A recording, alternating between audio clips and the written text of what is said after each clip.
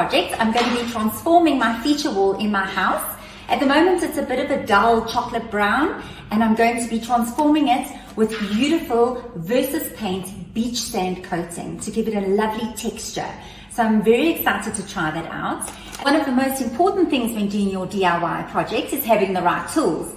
And I have Hamilton brush set here. This is a premium interior tray set, and the great thing about this is it comes with everything that you need to do your DIY project, including the drop sheet. So that's really fantastic. It's got the drop sheet, it's got your masking tape, and of course your roller brush and your paintbrush in there as well as the tray. So this is perfect. It's a one set for everything that you need to do your DIY project. We're going to start with our Versus Paint primer.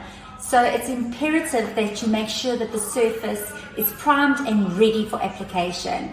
If you start painting even with the best of paints on a bad surface, you're going to get a bad result. So very important to use the primer first.